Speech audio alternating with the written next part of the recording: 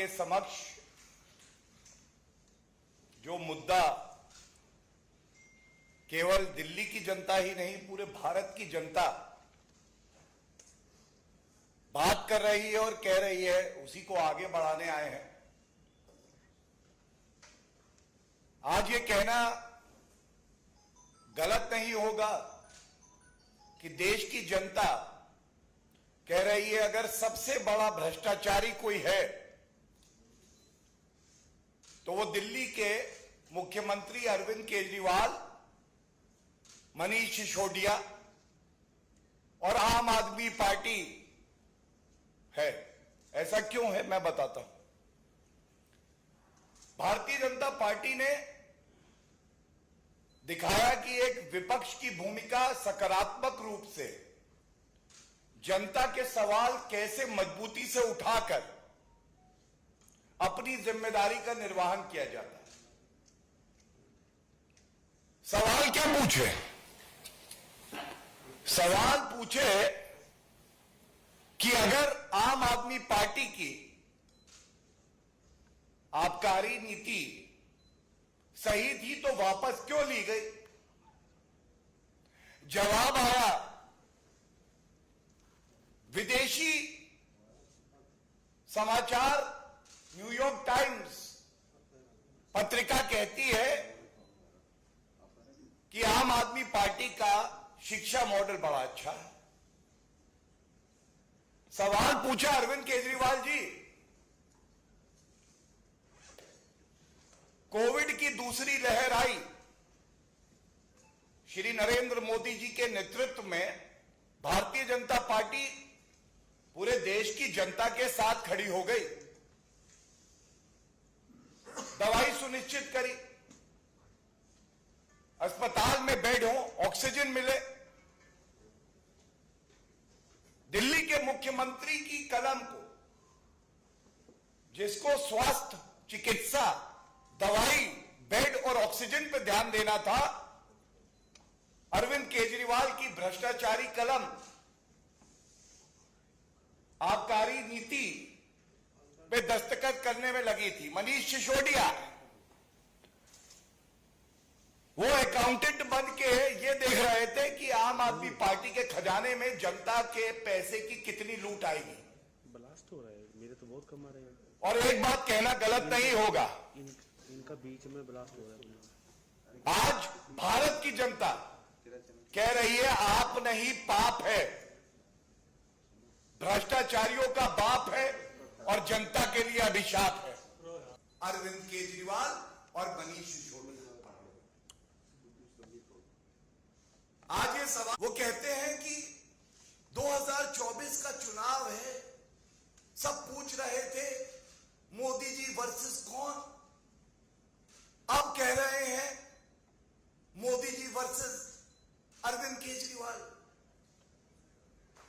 अरविंद केजरीवाल जी, आज लोग कह रहे हैं जिसने भी दिल्ली को ठगा है, जिसने भी दिल्ली को ठगा है वो अरविंद केजरीवाल का सगा है। और मत भूलिए, ऐसी बड़ी बड़ी बातें, शेख चिल्ली वाली बातें आपने पहले भी करी थी। बनारस गए थे, मुंह की खाई थी। उत्तर प्रदेश में जमानत जब्त हो जाती है आपकी। उत्तराखंड, गोवा में क्या हुआ हम सब जानते हैं।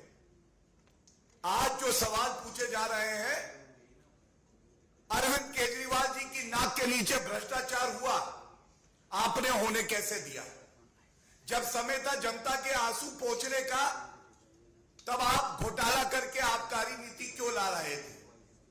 क्या जनता की चिंता आपको नहीं है? केवल रुपया कमाना, लूट खसोट करना, भ्रष्टाचार फैलाना आपका मकसद है, इसलिए आप राजनीति में आए थे। और इसका उत्तर ना न्यूयॉर्क टाइम्स का वो आर्टिकल हो सकता है, इसका उत्तर ना राजनीतिक द्वेष की बात करना हो सकता है, इसका उत्तर सब लोग मुझसे डरे हुए हैं। अरविंद केजरीवाल जी, आपसे कोई डरा हुआ नहीं। जैसे जैसे हथकड़ी, ये जो कड़ियां खुल रही हैं, सब जानते हैं कि आप कितने घबराए हुए हैं। ये वही अरविंद केजरीवाल है जो रोज सुबह शाम टैक्स पेयर के रुपए से इश्तिहार देते थे, टीवी पे बैठते थे, और आज जनता ने 3 सवाल क्या पूछ लिए, 3 सवाल, और आपकी नींव पूरी तरह से खिसक गई। आपकी स्वघोषित ईमानदारी की इमारत ढह गई। मैं पुनः एक बात कहूंगा, अरविंद केजरीवाल जी, आपको जनता को जवाब देना चाहिए। आपने प्रथम दृष्टया भ्रष्टाचार किया, बड़ा घोटाला किया, यह आपत्तिजनक है, चिंताजनक है, लेकिन सवाल मैं नैतिकता का उठाता हूं। दिल्ली वासियों की जान इसलिए गई क्योंकि जब दिल्ली के मुख्यमंत्री को कोविड की दूसरी लहर में यह सुनिश्चित करना था कि दवाई मिले, बेड मिले, ऑक्सीजन मिले, तब आप ठेकेदारों से मिलकर यह तय कर रहे थे कि वो कितनी कमाई करेंगे और आपके पास वापस कितना आएगा। यह राजनीतिक नैतिकता का प्रश्न है। दिल्ली में शराब कुछ दिन ना बिकती, चल जाता, लेकिन आम आदमी को उसकी सांसें मिल जाती, यह जरूरी था, यह कर्तव्य था आपका। संविधान की शपथ इस बात की ली थी। इसके साथ मैं देखता हूं बार बार प्रेस कॉन्फ्रेंस हो रही है, और बहुत दुख हुआ मैंने जब मनीष सिसोदिया जी की प्रेस कॉन्फ्रेंस देखी और उन्होंने कहा, भारतीय जनता पार्टी वाले कह रहे हैं हजारों करोड़ रुपए का घोटाला हुआ है, लेकिन एफआईआर कह रही है केवल 1 करोड़ का घोटाला है। आप इनकी नीयत और सोच देखिए। घोटाले का भी जस्टिफिकेशन यह है कि यह छोटा 1 करोड़ का घोटाला ही लिखा है। तो मैं 2 बातें मनीष सिसोदिया जी आपको मुफ्त की सलाह दे देता हूं। पहली बात, जो एफआईआर में लिखा गया है ना, यह कोई इंसाइक्लोपीडिया नहीं होता है। ये जो पूछताछ हो रही है, जो तथ्य सामने आ रहे हैं, हर भारतीय को यह यकीन है कि जांच एजेंसी अपना काम कर रही है और सत्य बाहर आएगा। और मैंने कहा ना, जैसे जैसे जुड़ेगी कड़ी, वैसे वैसे पास आएगी हथकड़ी। और दूसरी बात, घोटाला 1 रुपए का हो या 1000 करोड़ का हो, सवाल आज आपकी ईमानदारी का है। आपने जनता के पैसे से अपनी तिजोरी क्यों भरी? जब आप ये कहते हैं कि 1 करोड़ का केवल घोटाला लिखा है सीबीआई की एफआईआर में, तो आप कहीं ना कहीं ये कह रहे हैं घोटाला तो हुआ, लेकिन उतना बड़ा नहीं हुआ जितना भारतीय जनता पार्टी कह रही है।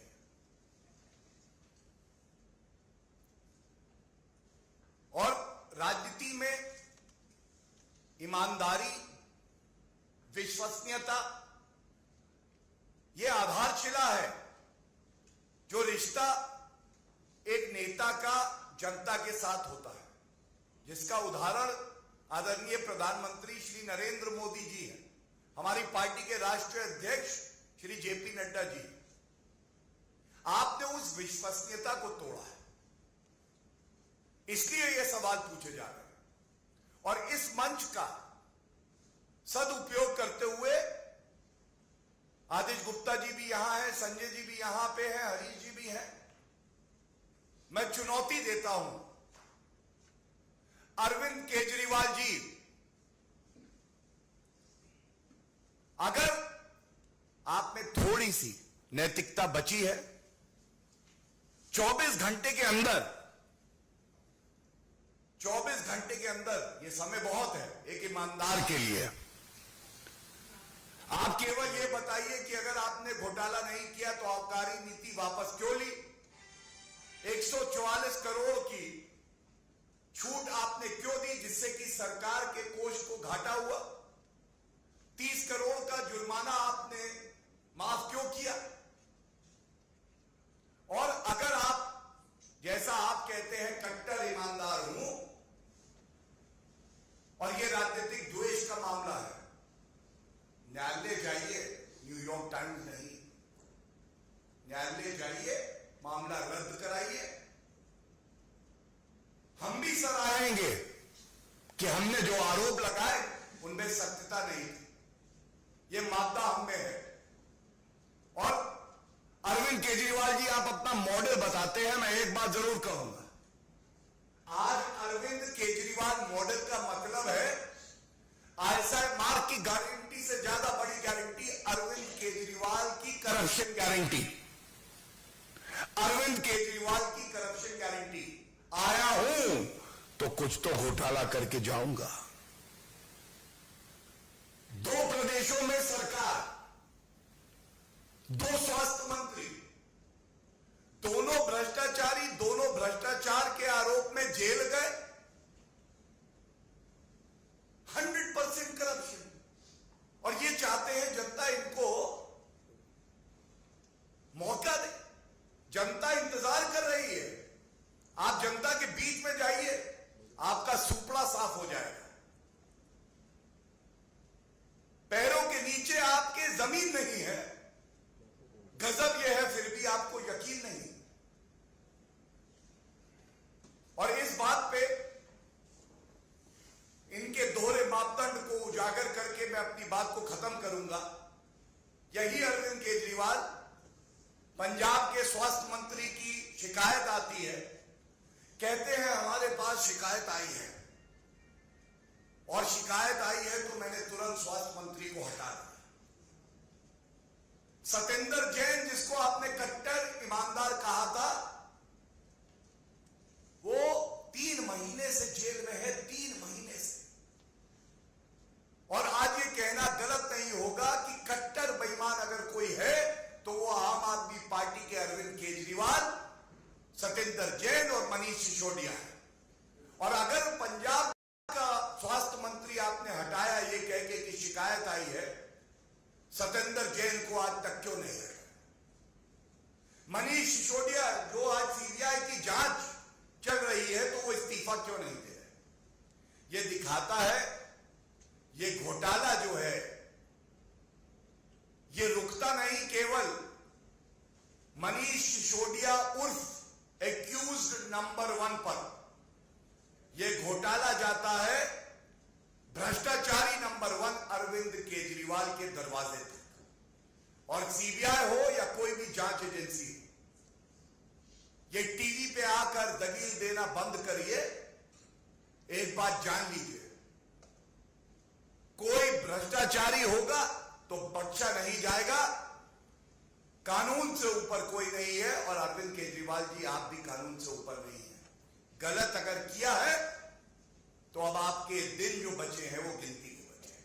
धन्यवाद। आजाद भारत में, स्वतंत्र भारत में पहली बार ये देखा गया है कि वही शिक्षा मंत्री हैं और वही शराब मंत्री हैं। शिक्षा मंत्री भी वही हैं, शराब मंत्री भी वही हैं। और अभी गौरव जी बता रहे थे कि नई आबकारी नीति लाए, तो मैं बता देना चाहता हूं, ये नई आबकारी नीति नहीं है, ये पापकारी नीति है, ये भ्रष्टाचारी नीति है, ये विनाशकारी नीति है, ये अत्याचारी नीति है, ये अनाचारी नीति है। ये दिल्ली में अरविंद केजरीवाल जो आबकारी नीति लाए हैं, वो दिल्ली के लिए विनाशकारी नीति साबित हुई है, दिल्ली के लिए पापकारी नीति साबित हुई है, दिल्ली के लिए भ्रष्टाचारी नीति साबित हुई है। और मैं आज ये कहना चाहता हूं, जब से लुकआउट नोटिस जारी हुआ है, दिल्ली के उप मुख्यमंत्री मनीष सिसोदिया कह रहे हम तो दिल्ली में ही हैं। अरे सिसोदिया जी, आपको पता नहीं लुकआउट नोटिस किसको जारी किया जाता है? अगर पता नहीं तो इसको भी पता कर लें। ये साफ लिखा है, दरअसल लुकआउट सर्कुलर लुकआउट नोटिस भी कहा जाता है। ये एक सर्कुलर होता है जिसे एजेंसी के अधिकारियों द्वारा ये सुनिश्चित करने के लिए जारी किया जाता है कि आपराधिक मामले, आपराधिक क्रिमिनल कॉन्स्पिरेसी में जो नामित शख्स है वो देश छोड़कर भाग ना जाए। इसका सीधा अर्थ है circular note, lookout circular, lookout notice Sisodia ji उनको जारी होता है जिन्होंने क्रिमिनल कॉन्स्पिरेसी की है, जिन्होंने भ्रष्टाचार किया है, जिन्होंने दिल्ली को ठगा है, जिन्होंने दिल्ली की माता बहनों परिवारों को उजाड़ा है, जिन्होंने दिल्ली के अंदर युवाओं को शराब के नशे में ढकेला है। ऐसे लोगों को लुकआउट नोटिस जारी किया जाता है। सिसोदिया जी, ऐसे लोगों को ग्रीटिंग कार्ड नहीं दिए जाते। आप सोच रहे ग्रीटिंग कार्ड मिलेगा? आपने दिल्ली के अंदर रिहायशी इलाकों में ठेके खुलवा दिए, शराब माफिया को 144 करोड़ माफ कर दिए, 30 करोड़ माफ कर दिए, उनका कमीशन हजारों करोड़ बढ़ा दिया, 2.5% से 12% कर दिया, और आप ये कह रहे कि आपको लुकआउट नोटिस नहीं, आपको ग्रीटिंग कार्ड मिलना चाहिए। अरे अरविंद केजरीवाल जी, मैं बताना चाहता हूं, अरविंद केजरीवाल, यही अरविंद केजरीवाल है। देखिए स्वराज पुस्तक है, और इस स्वराज पुस्तक में इस पुस्तक का लेखक अरविंद केजरीवाल है। ये लिखा है, ये किताब व्यवस्था परिवर्तन और भ्रष्टाचार के खिलाफ। और देखिए इसी स्वराज पुस्तक के एक पेज में लिखा है कि अगर कोई शराब की दुकान खोलने के लिए आएगा तो हम उसको मंजूरी नहीं देंगे। अगर किसी भी रिहायशी इलाके में कहीं शराब का नया ठेका खोला जाएगा तो उससे पहले महिला संगठन और वहां के लोगों से बातचीत करेंगे। लेकिन ये केजरीवाल जो 7 साल पहले स्वराज पुस्तक में लिखते हैं, जो 1 साल पहले विधानसभा में कह रहे हैं कि भ्रष्टाचारी करने वाले देश के गद्दार हैं, तो अरविंद केजरीवाल जी, ये वक्त आ गया है कि भ्रष्टाचारी जो गद्दार हैं देश के, उन गद्दारों को अपने मंत्रिमंडल से बाहर का रास्ता दिखाइए। आम आदमी पार्टी से बाहर का रास्ता दिखाइए भ्रष्टाचारियों को। जो गद्दार है, ये देश के गद्दार जिसको आप खुद कह रहे हैं, उनको बाहर का रास्ता दिखाइए। पूरी उम्मीद है कि आप इस पर कोई सुनवाई नहीं करेंगे। क्यों नहीं करेंगे? क्योंकि आपके भी हाथ पूरी तरह उसमें रंगे हुए भ्रष्टाचार में, भ्रष्टाचार के में दलदल में आप भी फंसे हुए हैं। किंगपिन है आप, सरगना है अरविंद केजरीवाल इस पूरी भ्रष्टाचार, शराब के लिए जो भ्रष्टाचार किया, दिल्ली के अंदर जो शराब माफियाओं के सहयोग, उनके साथ नरम बर्ताव किया है और उनको तमाम रियायतें दी हैं। यही सिसोदिया जी कह रहे थे कि हम तो शराब की नई नीति इसलिए लाए हैं कि इससे हम शराब का इक्वल डिस्ट्रीब्यूशन करेंगे। लेकिन अफसोस के साथ कहना पड़ रहा है कि ये जो भ्रष्टाचारी लोग हैं, जब इनका पोल खुल गई है तो अब ये दूसरी दलीलें दे रहे हैं, दूसरी बातें कर रहे हैं।